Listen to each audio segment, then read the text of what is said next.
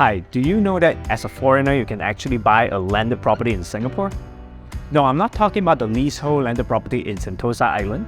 I'm talking about the freehold landed property in the mainland. Today, I'm really pleased to have an American client who was referred to us to share with you his experience of engaging us to help him find his next home within these criteria and affordability, and how we help him navigate the buying process and getting necessary approvals. I actually was introduced to Daniel from a really close friend of mine who Daniel helped to buy a condo a few months ago. Nice guy, really understand the market, able to provide me with a very balanced view on the forces of change in the real estate market. I've been living here for 15 years and I continue to see myself living here in the near future and perhaps all the way through retirement. And I was looking for a bigger house to live in. I think it's the broad width of his knowledge base, right? He understands the market dynamics, so he was able to give me a very fair and balanced view on what's driving up the prices and what are also some of the headwinds out there. At the same time, he was able to explain to me very, very clearly, on the intricacies of buying a landed house, right? It is, I'm not a Singaporean, I'm actually a foreigner. There are lots and lots of regulatory and approval processes that were quite complex for someone like me. And he was able to advise me both on the market dynamics as well as the process of closing a house like that. Daniel is extremely knowledgeable about the market. When he sees an opportunity, he also was able to move very, very quickly, and he advised me on just exactly how to make the offer to the seller, and we were able to close the house very, very successfully. I think just the approval process, there's a lot of complications around what's required, how do I get approval, would I be able to afford something like this, how do I look at bank loans, etc. I talked to a lot of my friends, and it seems like I talked to 10 people and I got 10 different answers. That's why having someone like Daniel is very helpful. Very quickly, he was able to give me a very comprehensive review of the housing market in Singapore, cutting through what you actually read in the newspaper, which sometimes may or may not be true. So having an objective view of what's going up and what's coming down is actually very, very helpful. As well as the buying process, right? So how do we actually, what are the approvals that I need? How do we actually portray my buying capability to potential sellers, as well as the banks and regulators? That was actually very helpful.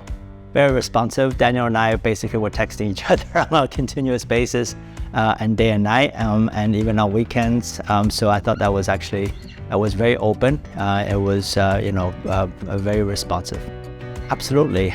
Daniel was not just giving me advice. I felt like he was my friend, and sometimes the advice he gave me was absolutely in my best interest, but he was also telling me a lot of observations that he had behind the scenes mechanics of buying and selling houses. So I thought that was actually very helpful. One of the things that Daniel was helping me with after we did the closing, we have to remove some trees, and there are other terms and conditions that Daniel was actually helping me to negotiate with the seller even after the closing, and then both him and the seller were under no obligations to fulfill, but we actually got it done. So that was very appreciative of that. I think Daniel is one of the most professional real estate agents I've worked with. He was able to customize his advice based on my demand and also what I really, really need. So he understood instinctively what I was looking for. So rather than going out and apply a very simple filter and just shoving, house views towards my way, he was able to go out and establish a very tailored pipeline of potential properties that are based on what he instinctively felt that I need.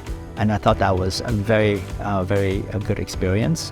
And then on top of that, once we actually find a property that I like, he was able to really support me to negotiate and establish, what is the value for that and what is actually, what should I pay?